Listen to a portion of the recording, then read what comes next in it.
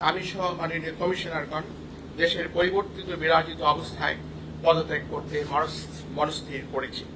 Union পরিষদের 992টি, উপজেলা পরিষদের 496টি, জেলা পরিষদের 71টি, পৌরসভার 90টি এবং সিটি কর্পোরেশনের 16টি নির্বাচন করেছে। নির্বাচনগুলোর সততা, সিদ্ধতা, নিরপেক্ষতা, অবাধ হওয়া নিয়ে অতীতের ন্যায় ব্যাপক বিতর্ক বা সমালোচনা হয়নি। উপনির্বাচন সহ জাতীয় সংসদের মোট 318টি আসনে কমিশন নির্বাচন করেছে।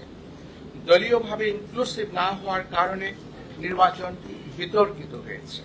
এটি সঠিক এবং যৌক্তিক, কিন্তু বাংলাদেশের 53 বছরের ইতিহাসে কোন নির্বাচন কমিশন সংবিধান উপেক্ষা করে স্বেচ্ছায় নির্বাচন না করে বা বাতিল করে দিয়ে পদত্যাগ করেছে এবং সেই কারণে নির্বাচন হয়নি এমন কোন দৃষ্টান্ত বা উদাহরণ নেই।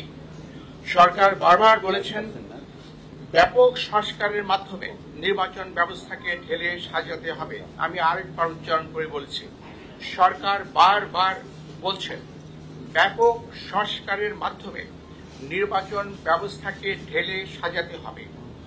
নির্বাচন বারংবার ব্যর্থ হওয়ার প্রকৃত সত্য কারণ এই কথাটির মধ্যেই নিহিত। কমিশনের সদস্যরা সংবিধান মেনে দায়িত্ব পালন করে থাকেন। আমাদের কর্মকালে আমরা গণমাধ্যম, প্রশাসন, আইন শৃঙ্খলা রক্ষাকারী বাহিনী, সশস্ত্র বাহিনী সহ আবশ্যক সকলের আন্তরিক সহযোগিতা পেয়েছি। আমি আজ বিদায় লগ্নে কৃতজ্ঞ চিত্তে সেটি স্মরণ করছি। বর্তমান অতীত থেকে আহরিত অভিজ্ঞতা, জ্ঞান ও উপলব্ধি থেকে ভবিষ্যতের জন্য কিছু প্রস্তাবনা সরকারের সদয় বিবেচনার জন্য রেখে যাওয়া আমরা আমাদের কর্তব্য মনে করছি।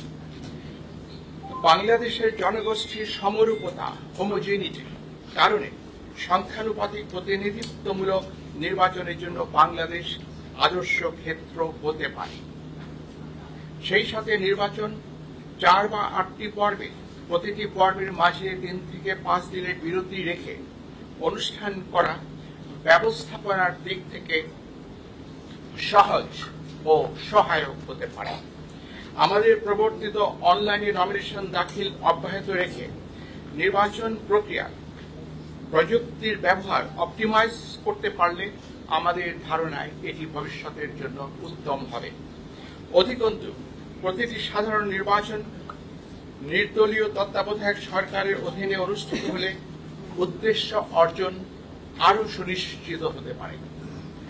পরিশেষে আপনাদের অবহিত করতে চাই, আমি সহ মাননীয় কমিশনারগণ দেশের পরিবর্তিত বিরাজিত অবস্থায় পদত্যাগ করতে মনস্থির করেছি। আমরা অদ্যই পদত্যাগ পত্র মহামান্য রাষ্ট্রপতির সমীপে উপস্থাপনের নিমিত্ত কমিশনের সচিব মহোদয়ের হাতে দেব।